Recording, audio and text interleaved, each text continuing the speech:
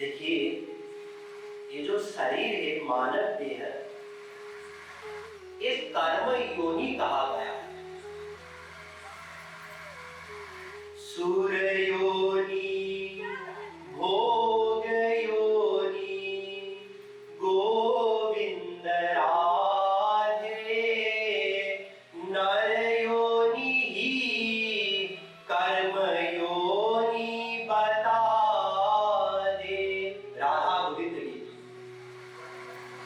भोग योनि मतलब पहले उन्होंने जब मानव देह मिला था उनको, जो अभी स्वर्ग में देवता बने हुए हैं, उनको जब पहले मानव देह मिला था उस समय जो पुण्य कर्म उन्होंने किया था, उस पुण्य कर्म के हिसाब से उनको कुछ समय के लिए स्वर्ग में फल भोगने को मिलता है। कुछ समय के लिए स्वर्ग में जो सुख मिलता है वह भी सीमित सुख है, कुछ समय के लिए ही रहता है, फिर छिन जाता है और वहां पे कर्म नहीं कर सकते, नया आर्जन नहीं हो सकता है। जैसे मान लीजिए किसी ने परिश्रम करके धन आर्जन करके फिर 1 करोड़ रुपया बैंक में रख दिया और अब हर महीना 10-10 लाख निकालता गया और उससे अपना जो मस्ती करना था वो करता गया। अब 10 महीने बाद जब वो बैंक पे जाएगा और फिर कहेगा हाँ साहब जी वो 10 लाख जैसे आप दिया करते थे हर महीने दे दीजिए, तो कहेगा कि तुम्हारा तो खत्म हो गया, अब कुछ नहीं मिलेगा। ठीक ऐसा ही है स्वर्ग का सुख, जो जब मानव देह मिलता है उस मानव देह में कोई पुण्य कर्म करता है तो पुण्य कर्म के बदले में उसको स्वर्ग का सुख मिलेगा। फिर जब वो स्वर्ग का सुख खत्म होगा तो इंद्र को भी नीचे आना पड़ेगा, इंद्र का भी पतन होगा। कुछ लोग सोचते हैं कि अरे स्वर्ग ही सही है, स्वर्ग जाना चाहिए, मरने के बाद कम से कम स्वर्ग मिले। स्वर्ग में कुछ भी नहीं है। जैसे संसार में एक C क्लास का जेल है, एक A क्लास का जेल है, जेल तो आखिरी जेल ही है। तो ऐसे ही जैसे यहाँ पे बहुत गरीब, दुखी, भिखारी, खरबपति व्यक्ति को देख करके सोचता है कि अरे वो सुखी है, ऐसा ही यहाँ का सबसे धनी व्यक्ति, सबसे सुखी व्यक्ति और स्वर्ग का जो राजा है या देवता है या पब्लिक है वहाँ के, ऐसा ही अंतर है बस। वहाँ पे भी दुख है, वहाँ पे भी काम, क्रोध, लोभ, वहाँ सब चीज है। आप लोगों ने सुना होगा स्वर्ग का राजा इंद्र एक मृत्यु लोक की लड़की, कन्या, स्त्री उनमें आसक्त हो गए। सुना है ना, अहिल्या नाम है उनका। ऐसा स्थिति है स्वर्ग के देवता इंद्र का। इसीलिए स्वर्ग में भी सुख नहीं है, ये समझना होगा। क्योंकि बहुत से लोग बेचारे भोले भाले स्वर्ग के लिए प्रयत्न करते हैं, यज्ञ कर्म करते हैं, हवन इत्यादि करते हैं, स्वर्ग के लिए संध्या वंदन इत्यादि करते हैं। स्वर्ग में भी हमारा जो सुख हम चाहते हैं वो सुख स्वर्ग में भी नहीं है। और स्वर्ग के जो राजा है वो राजा इस मानव देह के लिए प्रार्थना कर रहे हैं और हमको मानव देह मिल चुका है। और अगर हम स्वर्ग के लिए प्रयत्न कर रहे हैं, ये तो बेवकूफी है। जिस स्वर्ग के राजा मानव देह चाहता है उस स्वर्ग में जाने के लिए अगर हम परिश्रम करें, ये तो हमारी मूर्खता है।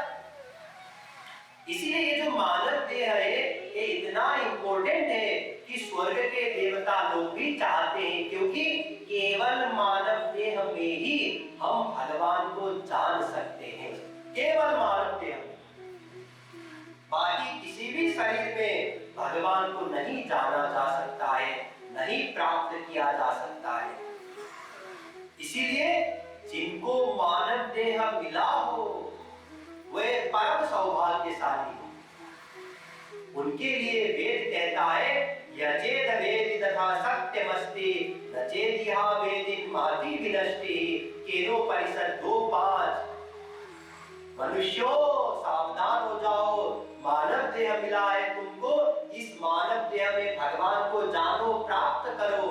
अन्यथा महान हानि हो जाएगा।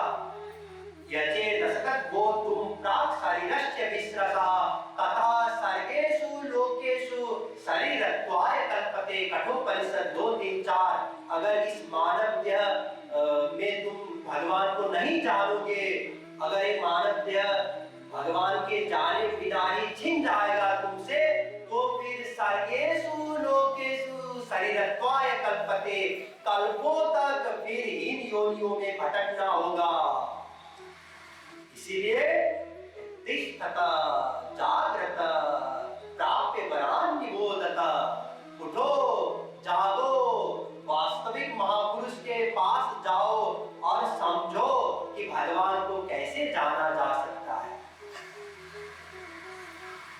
हाँ, लग रहा है कि जानना पड़ेगा, क्योंकि अगर नहीं जानेंगे तो फिर जो आनंद हम चाहते हैं, निरंतर चाहते हैं, अनंत मात्रा का प्रतिक्षण बढ़ने वाला, सदा को रहने वाला, वो आनंद तो मिलेगा नहीं भगवान को जाने बिना।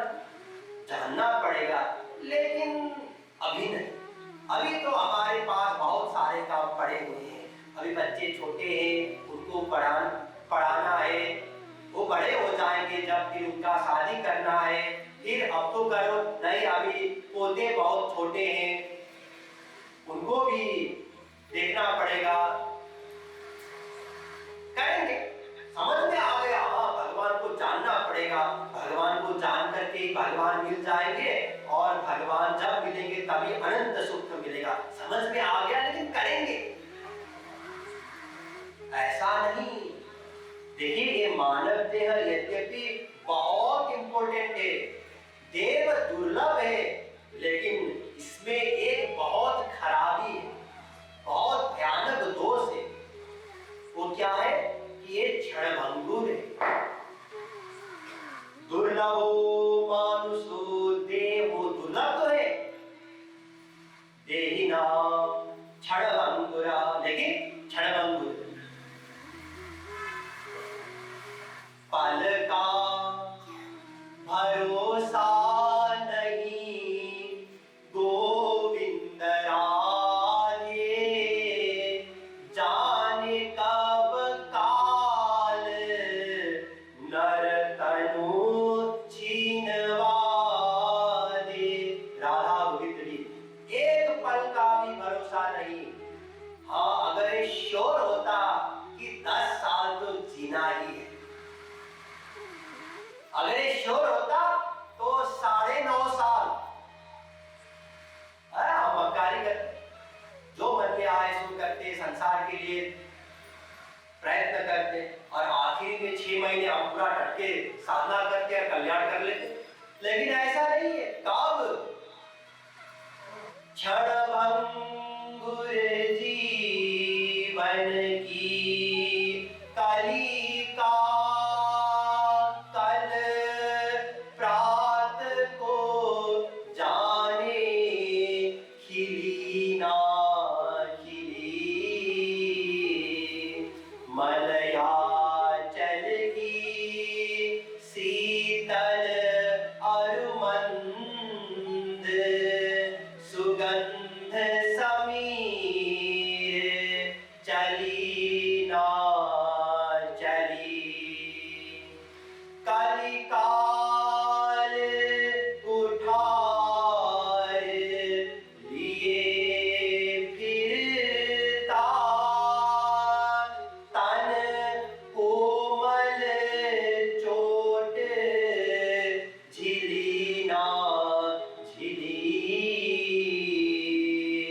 रट लेरी रसना हरि नाम, तू अंत को जाने हिली ना हिली। क्षणभंगुर है, कब छूट जाएगा कोई भरोसा नहीं। आज जो व्यक्ति सो गया है हट्टा कट्टा एकदम ठाट से आराम से, ऐसा जरूरी नहीं कि कल सवेरे को उठ जाए, कोई श्योरिटी नहीं। घर से बाहर निकला हुआ व्यक्ति जरूरी नहीं कि लौट के घर को आए। अरे आप लोग न्यूज में सुनते रहते हैं, गए थे केवल एक छोटी सी काम के लिए, प्लेन क्रैश हो गया, मर गए बेचारे। कोई भरोसा नहीं है कि कब तक हम रहेंगे, इसलिए अभी से करना होगा जो करना है भगवान को जानने के लिए। कल करेंगे ऐसा मत करो, न स्वः स्व उपासित कोई पुरुषस्य शोभेन। कल करूंगा ऐसा मत कहो, कल किसने देखा। जो आयु है हमारा, ये आयु बुलबुले के जैसा है। आयुष्यम जललोल बिंदु चपलम येनोपनम जीवितम। कब कौन सा बुलबुला फूट जाता है, पानी जब पड़ती है बारिश के समय में तो बुलबुले निकलते हैं ना जमीन पर, कब कौन फूट जाता है कोई भरोसा है क्या? नहीं। ऐसा कंपलसरी नहीं कि बाप पहले मर जाए उसके बाद ही बेटे मरेगा, कोई श्योरिटी नहीं। अरे हम देखते रहते हमारे पड़ोस में, रिश्तेदार में, पहले बेटा चला गया, पहले बेटी चली गई, माँ बाप जिंदा। लेकिन आश्चर्य की बात है कि हम सब यही मान के बैठे हैं कि मैं अभी नहीं मरूंगा। एक बार युधिष्ठिर जी महाराज जंगल में जब गए थे तो प्यास लगी, तो पास में एक सरोवर था, पानी लेने के लिए भेजा। सब भाई चले गए, लौटे नहीं, आखिर में युधिष्ठिर जी गए। तो यक्ष ने सावधान कराया कि देखो मेरे कुछ प्रश्न है, पहले उनका जवाब दो तो फिर पानी पीना। युधिष्ठिर जी ने कहा कि आप पूछिए, क्या पूछना है। यक्ष ने पूछा किमाश्चर्यम, ताज्जुब की बात क्या है, सबसे आश्चर्य की बात संसार। युधिष्ठिर जी महाराज ने उत्तर दिया, अहन्यहरि भूतानि गच्छन्ति हयमालयं शेषास्थिरत्वमिच्छन्ति किमाश्चर्यवतः परम्। नित्य निरंतर लोग यमलोक की ओर सिधार रहे हैं, मर रहे हैं, लेकिन जो बचे हुए हैं वो सोचते हैं कि हम स्थिर हैं, अर्थात हम कभी नहीं मरेंगे, हम तो ऐसे ही रहेंगे। इसीलिए अभी है अवसर, अगर हम अभी से प्रयत्न करें तो हम भगवान को जान सकते हैं, जान करके फिर प्राप्त कर सकते हैं। लेकिन अगर हमने नहीं किया, अगर हम नहीं करेंगे तो फिर ये मानव देह तो मिला, लेकिन ठीक ऐसे ही मिला हमको मानव देह जैसा राम सुखदास जी महाराज ने एक बहुत सुंदर दृष्टांत में समझाया है। उनका एक बहुत सुंदर दृष्टांत है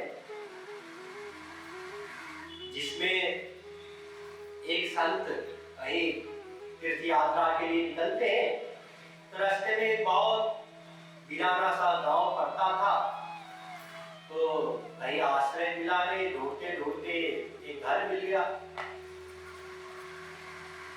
संत वहां गए, बेचारा बहुत गरीब था, उस घर में जो रहता था बहुत गरीब था, लेकिन इतना वो सुन के रखा था कि कोई अतिथि आए तो वो देवता समान है, उनका सत्कार करना चाहिए, इसीलिए उन्होंने सत्कार किया। जो थोड़ा सा भोजन बचा था वो उनको दिया और खुद भूखे रहे परिवार सब। तो उसके बाद संत जब वहां से सवेरे चले गए तो उन्होंने देखा कि अरे इन्होंने इतना सत्कार किया, इतना गरीब था फिर भी, तो उनको दया आ गई, तो अपने पास जो एक पारस मणि था उसको दे करके वो चले गए। बताया कि देखो ये पारस मणि है, ये तुम रख लो। संत तो चले गए। अगले साल भी उनको फिर तीर्थ यात्रा के लिए जाना ही था, रेगुलर था उनका। फिर जब गए तो वही गांव पड़ा, फिर ढूंढा वही घर मिल गया, फिर देखा वही व्यक्ति था और उनकी वो जो दरिद्र था, उनका दरिद्र था वैसा का वैसा ही था। ताज्जुब हो गए। उन्होंने पूछा, अरे यार यार मैंने तुमको एक पारस मणि दिया था, क्या किया उसका? उन्होंने कहा, अरे गुरुजी आपने क्या पारस मणि दिया था, मैंने वो अपने बीवी को दे दिया और आजकल वो उसी से चटनी बनाती है, टमाटर या कुछ भी चटनी बनाना हो, पीसना हो तो उसी से वो सब कार्य करती है किचन में। संत ने कहा, अरे तुमको पारस मणि मिला था तो पारस मणि का प्रयोग चटनी पीसने के लिए किया तुमने?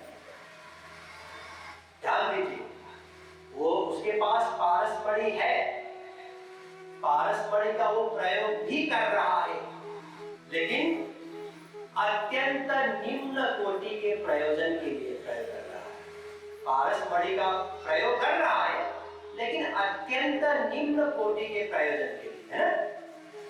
तो ऐसे ही हम सब के पास भी ये मानव देह जो है वो पारस मणि के समान ही है, लेकिन उसका हम प्रयोग कैसे कर रहे हैं? उसी व्यक्ति के भांति अत्यंत निम्न कोटि के प्रयोजन के लिए कर रहे हैं। मतलब पढ़ो लिखो, जॉब करो, पैसा कमाओ, शादी करो, बाल बच्चा बनाओ, उनको पढ़ाओ, उनको बढ़ाओ, इसी में हमने पूरा मानव देह निकाल दिया। मतलब बहुत निम्न कोटि का प्रयोजन। अगर इस मानव देह का अगर हम सही सदुपयोग करते, अगर वो व्यक्ति पारस मणि का सही सदुपयोग करता तो सबसे धनी व्यक्ति बन जाता ना। ठीक उसी प्रकार अगर इस मानव देह का हम सही सदुपयोग करते तो हमको वो अनंत सुख प्राप्त होता, क्योंकि हम भगवान को जानने के लिए प्रयत्न करते, भगवान को जान जाते, भगवान को जानते ही भगवान मिल जाते, और भगवान तो आनंद ही है। इसीलिए मानव देह हम सबको मिला है, हम सबको, लेकिन हमने भगवान को जानने के लिए प्रयत्न नहीं किया। अब क्या करना है? अब प्रयत्न करना है, जानना है भगवान को। क्यों जानना है? क्योंकि भगवान को जान करके ही भगवान मिलेंगे, भगवान को प्राप्त करके ही हम सुखी हो सकते हैं, क्योंकि भगवान और आनंद दोनों एक ही है। समझ गए? अस्तु, अब मूल प्रश्न यही है कि भगवान को कैसे जाना जाए।